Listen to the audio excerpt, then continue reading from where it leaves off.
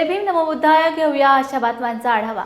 माननीय मुख्यमंत्री व उपमुख्यमंत्री राज्यातील गोरगरीब जनतेसाठी विविध उपाययोजना राबवित आहेत, परंतु या योजना तळागाळापर्यंत व नागरिकांच्या दारापर्यंत पोहोचण्याचे काम सीएससी केंद्र चालक व आपलं सरकार केंद्र चालक करीत आहेत। केंद्र चालकांना मिळणारे तुटपुंजे शेअर्समध्ये सन 2012च्या नंतर कधीही वाढ केलेली नाही। माझी लाडकी बहीण योजना आपण अंमलात आणली आहे। सदर योजनेचे फॉर्म भरावयास आपण सेतू केंद्र यांना प्रति फॉर्म 50 रुपये देण्याची घोषणा केली आहे, परंतु यामध्ये सीएससी केंद्र चालक यांचा उल्लेख नाही। सदर योजनेचा आम्ही ज्या नागरिकांचा अर्ज पूर्णपणे भरू सरकार दरबारी ऑनलाईन माध्यमातून दाखल करणार आहोत, त्या सर्वांचे मानधन आम्हाला कशा माध्यमातून देणार आहात याचंही उत्तर प्रशासनाकडून मागण्यात आले आहे। लॉर्ड बुद्ध विदर्भ टीवी से आपका स्वागत करती हूँ। अभी हम खड़े हैं कलेक्टर ऑफिस के सामने। यहाँ पर सीएससी का निर्देश किया गया है शासन को। कारण ये है कि जिस प्रकार ऑनलाइन सेवा दी जाती है, इसका इनको किसी भी प्रकार का सरकार की तरफ से किसी प्रकार की राशि प्राप्त नहीं होती है, किसी प्रकार का स्टाइफंड नहीं मिलता है। सतत अपनी सेवा ये हर लोगों में प्राप्त करते। तो अब हम इनसे जानेंगे कि इनका ये मुद्दा क्यों उठाया गया है और आगे चल के अगर सरकार इनकी मांग पूरी नहीं करती है तो इनका इस विषय पर अगला कदम क्या होगा। नमस्ते मैम, मेरा नाम रश्मि है। मेरा ईसासनी हिंगना में सीएससी सेंटर है। हम लोग का मेन पॉइंट ये है कि जो इन लोगों ने लाडली बहन योजना चालू किया है गवर्नमेंट ने, उसमें लोग बहुत सारे आ रहे हैं और लोगों को ये चीज़ डिक्लेयर कर दी गई है कि ये सब लोगों के लिए फ्री ऑफ कॉस्ट होगा। सेतु केंद्र चालक उनसे कुछ भी पैसा नहीं लेंगे, लेकिन बेसिकली उन्होंने जो आंगनवाड़ी सेविकाएं हैं उनके लिए ये चीज़ डिक्लेयर कर दी है कि उनको 50 रुपये का मानधन मिलेगा, लेकिन सेतु केंद्र चालक के लिए ये चीज़ कहीं भी डिक्लेयर नहीं हुई है। बोला ज़रूर गया है, लेकिन उस एप्लीकेशन के अंदर हम लोग का कुछ भी ऑथेंटिकेशन नहीं मांगा जा रहा है। वो ओपन पोर्टल पर है तो एनीवन कैन फिल इट। हम लोग अगर भरने की कोशिश कर रहे हैं तो गवर्नमेंट कैसे डिफ़र करेगी कि वो सेतु केंद्र चालक ने भरा या नॉर्मल ने। तो ऐसे वक्त हमारे लिए जो हमारा एक पेमेंट निकलना चाहिए, उसका एक सवाल गिर गया कि हम लोग आगे क्या करें। और ये योजना 3-4 महीने कंटिन्यू यदि चल रही है, हम लोग सिर्फ वही काम करेंगे तो हमारा डेली काम रुकेगा, तो हमारा बाकी का इनकम भी रुक जाएगा। तो हम 3-4 महीने अगर कमाएंगे ही नहीं तो हमारे बाकी के एक्सपेंसेस कैसे पूरे करेंगे। जैसा आपने बताया, तो मुझे बताइए कि एक फॉर्म भरने के लिए आपने बताया 15 से 20 मिनट लगते हैं, तो दिन भर में आप ग्राहकों को ऐसे कितनी सेवाएं प्रदान करते हो। मैम ऐसा है कि हम लोग तो सुबह 7 बजे से रात में 12 बजे तक के बैठे, जो 3 दिन तक के वो सॉफ्टवेयर चालू था, जब तक वो एप्लीकेशन चालू थी, मैं खुद 2 से 3 दिन रेगुलर बैठी हूँ 7 से 12 बजे तक। 70 से 80 फॉर्म एक दिन में होते हैं अगर करने की कोशिश करो तो, लेकिन वो डिपेंड करता है कस्टमर के डॉक्यूमेंट्स के ऊपर भी, क्योंकि उसमें डॉक्यूमेंट मर्ज करना बहुत सारी चीज़ें हैं, बहुत अमेंडमेंट्स करने पड़ते हैं, उसको क्लीन करना, क्लियर करना। जो अगर एक नॉर्मल व्यक्ति मोबाइल से खींचेगा तो वो डेफिनेटली फॉर्म रिजेक्ट होगा। हम लोग सेतु केंद्र चालक है, एग्ज़ाम देकर हमने ये सेंटर लिया है, सो वी नो कि हम लोग को वो डॉक्यूमेंट्स कैसे अपलोड करना है। तो उसको थोड़ा टाइम लगता है। अगर डॉक्यूमेंट्स क्लीन है तो 15-20 मिनट में हो जाता है, अदरवाइज़ आधा घंटा तो भी एक चीज़ को लगता ही है। जिस प्रकार आपने 20,000 रुपये प्रति माह की मांग की है, तो इसके अलावा आपने सरकार से और कौन कौन सी मांगे रखी है और कौन कौन से शर्तें रखी है कि आपको वो चाहिए। मैम पॉइंट नंबर 1, एक तो वो हमको एक फ़िक्स सैलरी दे 20,000 पर मंथ, या तो फिर हम लोगों को 100 रुपीज़ पर फॉर्म मानधन दे, और उसके भी अलावा अगर नहीं हो सकता है तो एक हम लोगों को वो बता दे कि ये इतना फ़िक्स वो पर फॉर्म हमको देंगे। इसके पहले के जो था हमारे जितने भी कमीशन डिसाइड हुए थे हम लोग को कभी समय पे नहीं मिले। इसका कमीशन जब डिसाइड होगा तो वो हम लोगों को हर मंथ के एंडिंग में मिले ये। और दूसरी बात, यहाँ पर विधवाओं के लिए जो निराधार वाले जो है उन लोगों को ये स्कीम से निकाला गया है, उनको भी इस स्कीम में ऐड किया जाए, ये हम लोगों की मांग है। अगर सरकार आपकी मांगे पूरी नहीं करती है और जिस प्रकार आप सभी इस बात का विरोध प्रदर्शन कर रहे हो, तो ये कदम आप अगला कहाँ तक लेकर जाओ। मैडम अगला कदम हमारा ये रहेगा कि नागपुर विभाग के तहत 4,500 सीएससी वीएलई हैं, जो कि सरकार की ऐसी जितनी भी योजनाएं आते हैं सभी में योगदान देते हैं और काफ़ी अच्छे तरीके से टेक्निकल लेवल पे काम करते हैं। तो हम सभी लोग पूरी तरीके से ये काम को स्थगित कर देंगे। कोई भी सरकार की योजनाएं का पालन नहीं करेगा, सारी योजनाओं का बहिष्कार करेंगे हम लोग, क्योंकि हमको कहीं ना कहीं हमारा रेंट देना है, इलेक्ट्रिक बिल देना है। हम लोग कमर्शियली डिप्लोट कर गए हैं अपने आप को, तो वो कमर्शियल चीज़ें हम कहाँ से निकालेंगे। सरकार हमको देती है 10 रुपये 20 रुपये कमीशन का, वो भी हमको मिलता है 3 महीने साल भर के बाद में। पीक बीमा हमने किए थे लास्ट ईयर, उसका कमीशन हमको आज 10 दिन 15 दिन पहले आया है। तो इस तरीके से हम 1 साल तक उस महीने का रेंट और बाकी जो खर्चे रहेंगे वो किस तरीके से करेंगे, एक पॉइंट। दूसरा पॉइंट ये कि सरकार जो भी योजनाएं निकालती है, जब सरकार ने केंद्र शासन ने और राज्य सरकार ने ई शासन द्वारा कार्यान्वित करके एक सेंटर उपलब्ध कराया है, तो गवर्नमेंट को ये करना चाहिए कि जितने भी पब्लिक है, पब्लिक को वो सेंटर पे भेजना चाहिए, ना कि ओपन पोर्टल चालू करना चाहिए। ओपन पोर्टल के वजह से कई सारे स्कैम हो रहे हैं। हम यहाँ 20-50 रुपये अगर 100 रुपये ले रहे हैं तो यहाँ हम पे कार्रवाई की जा रही है, और जो लोग 1500-2000 रुपये ले रहे हैं, 1000 रुपये ले रहे हैं, उन पे कोई कार्रवाई नहीं की जा रही है, क्योंकि उनका नाम ही नहीं पता है किसी को, वो कहाँ क्या स्कैम कर रहे हैं वो नहीं पता है। तो सरकार हम पे कैसे कार्रवाई कर रही है, ये चीज़। दूसरी चीज़, जो भी काम हो रहा है योजना के तहत, कई लोग सरकारी योजना का नाम लेकर के अलग अलग चीज़ें की ठगी कर रहे हैं, स्कैम कर रहे हैं। इसके रिगार्डिंग भी हम लोगों ने कलेक्टर ऑफिस में निवेदन दिए, लेकिन वो चीज़ का सरकार ने या कलेक्टर ऑफिस द्वारा कोई भी एक्शन नहीं लिया गया। हम लोगों ने ये चीज़ पहली बार नहीं किए हैं, हमने इसके पहले भी कई सारे निवेदन दिए हैं कि सर आप ओपन पोर्टल में ये सारी चीज़ें बंद करवाइए।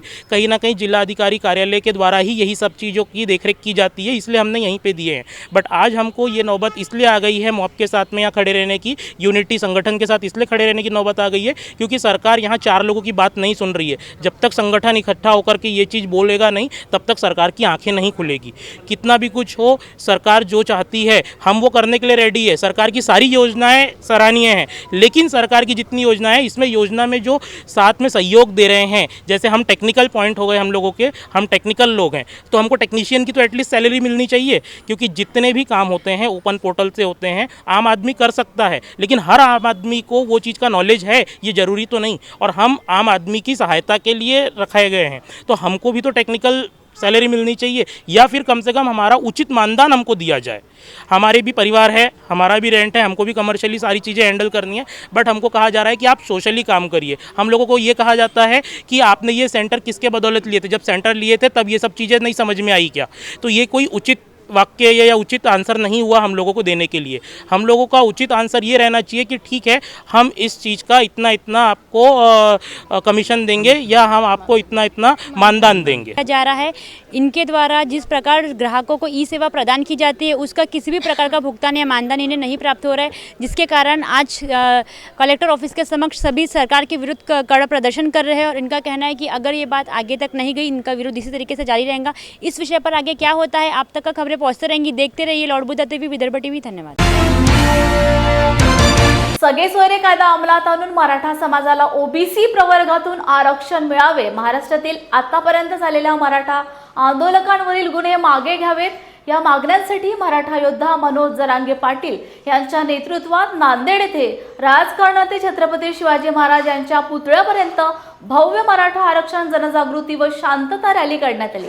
रॅलीत जरांगे पाटील यांना भारताचे संविधान, छत्रपती शिवाजी महाराज यांची प्रतिमा, भगवा व निळा गमछा देऊन स्वागत केले।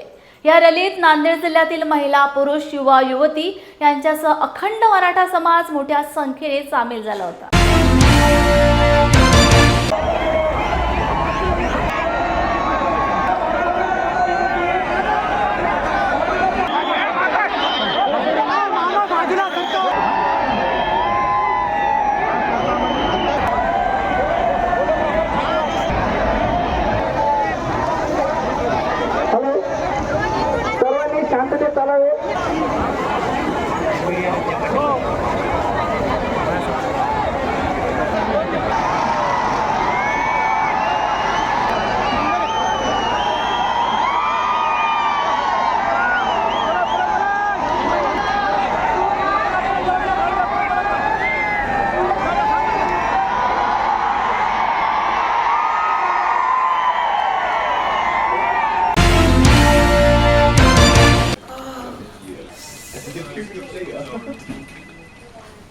बॉस ने मीटिंग बुलाई।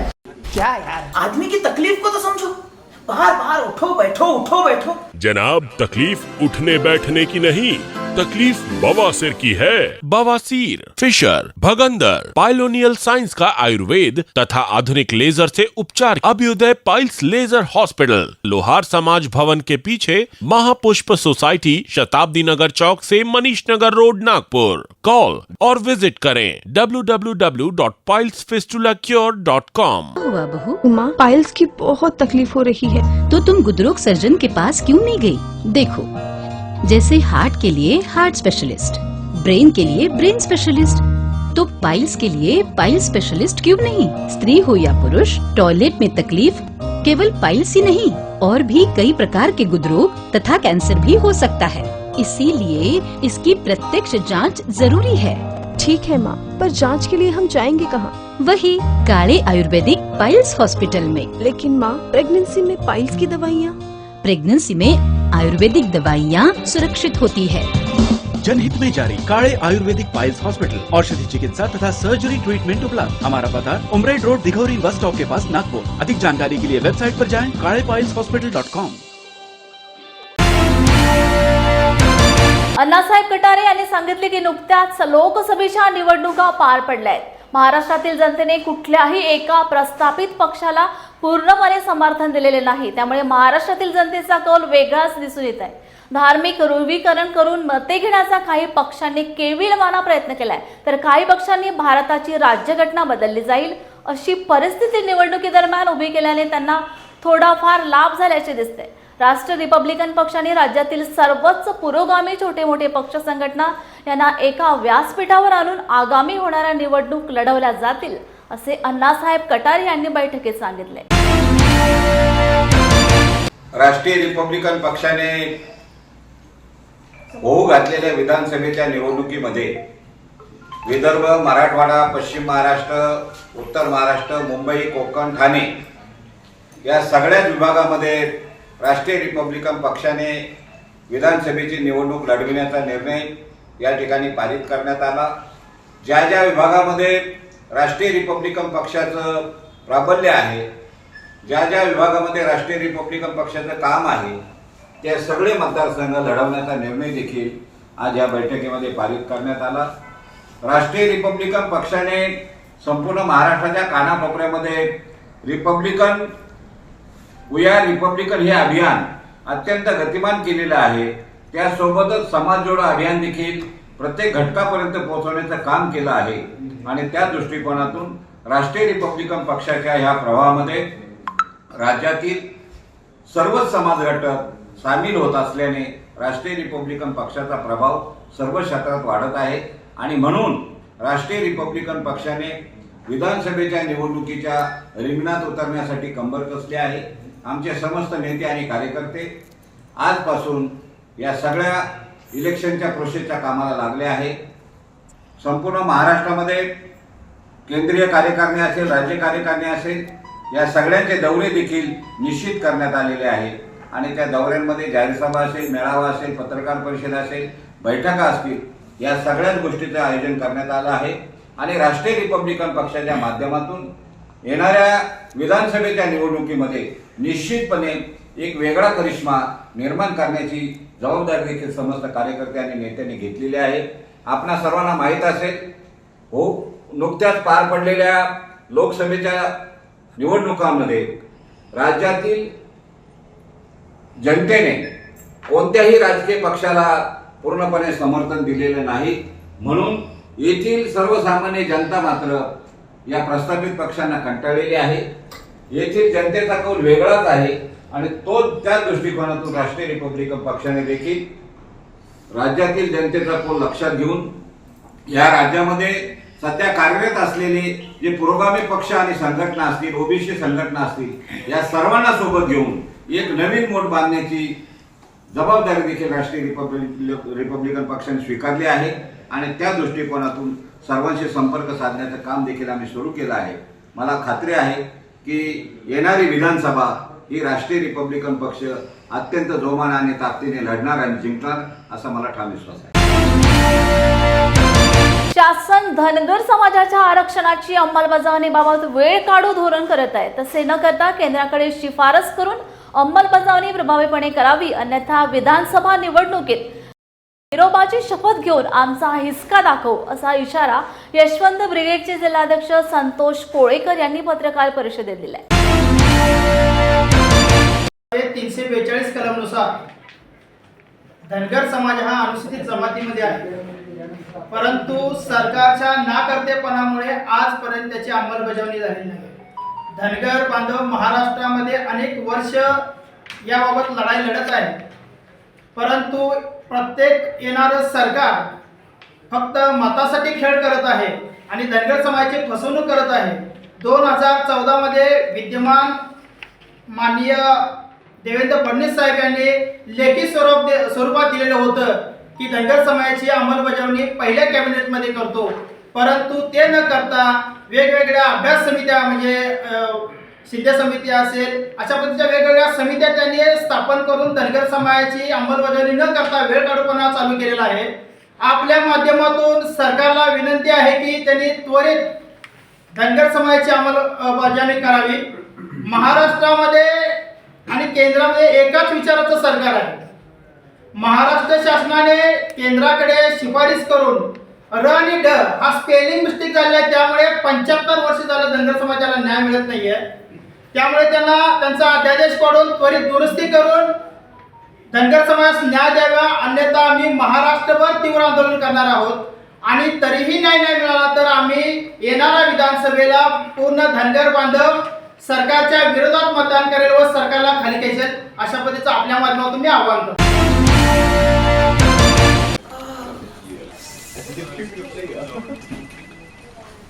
बॉस ने मीटिंग बुलाई. क्या यार, आदमी की तकलीफ को तो समझो.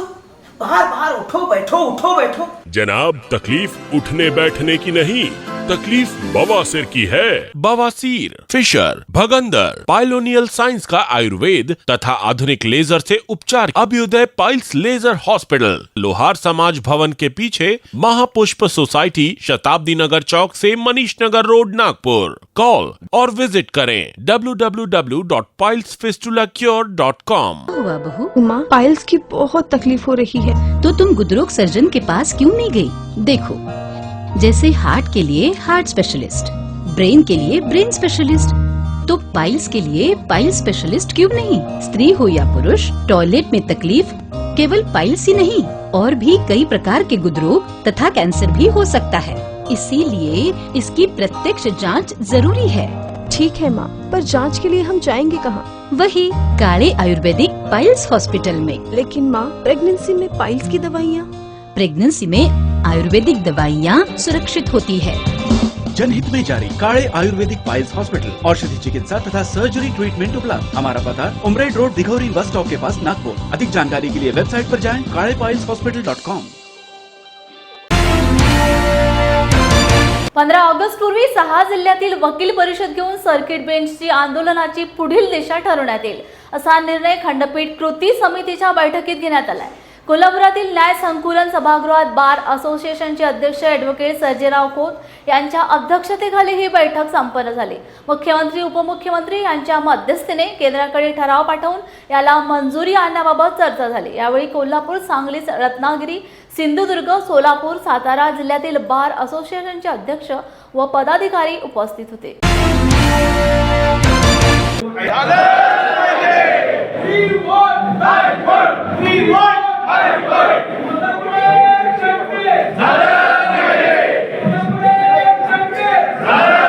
निवेदन देत असतो. मुख्यमंत्र्यांना निवेदन देताना जनरली मी बघितलं, मी सुद्धा कॅबिनेटची कामं केलेली आहेत. अगदी 3-4 वर्ष मी काम पाहिलेलं आहे. तर तिथं असं परिस्थिती होती की आम्ही चीफ सेक्रेटरीला निवेदन किंवा थ्रू चीफ सेक्रेटरी कधीच मुख्यमंत्र्याला ॲड्रेस केलेलं नाही. आपण डायरेक्ट मुख्यमंत्र्याला म्हणतोय, ते त्यांच्याकडे टोपलीच केराची दाखवलेलं आहे. जिथं तिथे भेटतो, दिलं, त्याला रेकॉर्डच नाही. त्याच्यामुळं मुख्यमंत्र्यांना जे निवेदन द्यायचं ते अधिकृत निवेदन देऊया.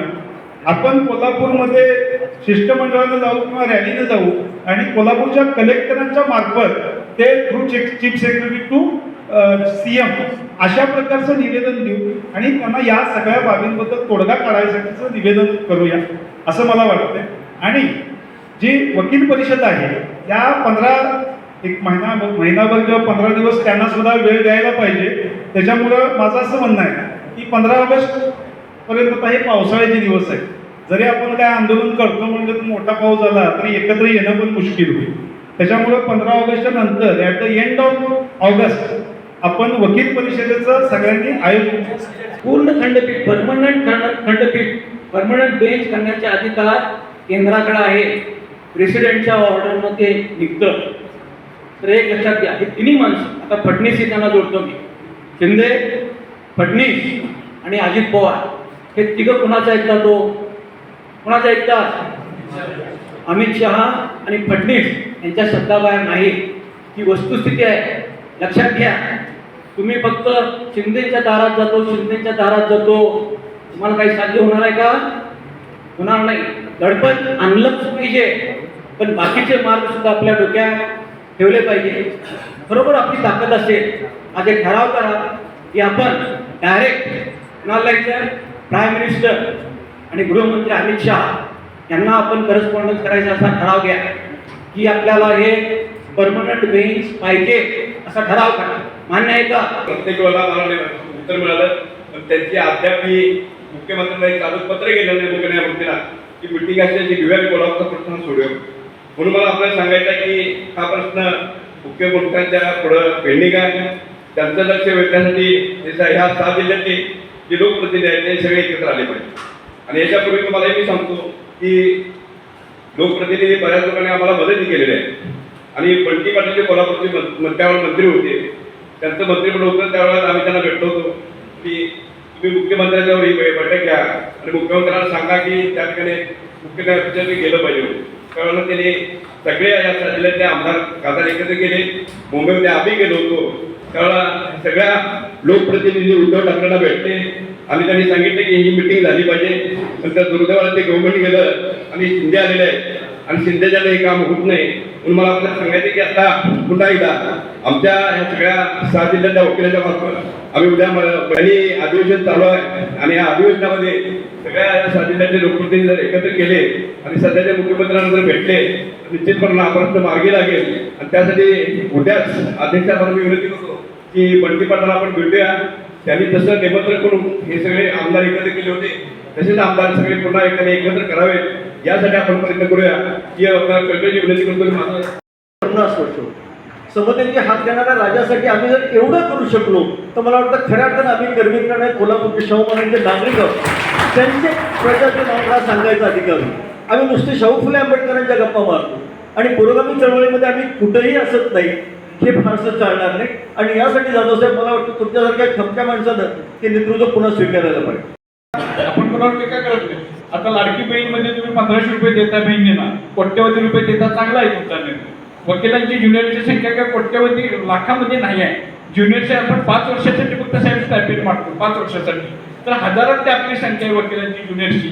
तर त्या ज्युनियरच्याकडे सुद्धा लक्ष वेधलं पाहिजे आपलं आणि त्या ज्युनियरना सुद्धा तो स्टायपेंड मिळाला पाहिजे. पूर्वी वकिलांची संख्या कमी होती, आता शेकड्याने नाही आता हजारांनी ज्युनियर्स यायला लागलेले आहेत आणि त्यामुळे हा मोठा प्रश्न आता आपल्यापुढे उपस्थित झालेला आहे. आता दिलीप पाटलांनी सांगितलं, साहेबांचं म्हटलं की आता मुख्यमंत्री भेट देत नाही. भेट देत नाही तर तुम्ही सांगा ते स्ट्रॉबेरीच्या शेतात तेव्हा आम्ही सगळे मिळून जाऊया ना. हेलिकॉप्टर आणि स्ट्रॉबेरीच्या शेतात तुमच्याच जिल्ह्यातले आहेत ना, फक्त आम्हाला कळवा हेलिपॅडवर ते हेलिकॉप्टर उतरतोय, 2 तासात आम्ही पोहोचतो मात्र. मुख्यमंत्री माझी लाडकी बहीण योजनेचा शुभारंभ रायगडच्या माणगाव गांधी मेमोरियल सभागृहात आज पार पडलाय. या शिबिरांतर्गत हजारो महिलांनी सहभाग घेतला होता. अनेक महिलांच्या कागदोपत्री येणाऱ्या अडचणी आणि बँक खात्यांचा प्रश्न या शिबिरात मार्गी लावण्यात आलाय. अनेक बँकांचे प्रतिनिधी या शिबिरात महिलांना बँक खाते उघडण्याची माहिती देत होते. त्यामुळे मुख्यमंत्री माझी लाडकी बहीण योजना ही महिलांसाठी आनंदाची आणि स्वतंत्र खाते असणारी योजना असणार आहे, असं वक्तव्य राज्याच्या महिला आणि बालविकास मंत्री आदिती तटकरे यांनी यावेळी केलंय. राज्यभरातून मुख्यमंत्री माझी लाडकी बहीण या योजनेला उदंड असा प्रतिसाद मिळत आहे आणि मला मनापासूनचं या विभागाची मंत्री म्हणून या सगळ्या महिलांची एक प्रतिनिधी म्हणून निश्चितपणाने आनंद आणि समाधान आहे की राज्याचे सन्माननीय मुख्यमंत्री एकनाथजी शिंदे साहेब, सन्माननीय उपमुख्यमंत्री फडणवीस साहेब आणि ज्यांनी हा अर्थसंकल्प सादर केला ते उपमुख्यमंत्री अजितदादा यांचे या निमित्ताने मी आभार मानेन की त्यांनी ही योजना आम्ही आमच्या विभागाकडून प्रस्तावित झाल्यानंतर त्याला तातडीनेच मंजुरी दिली.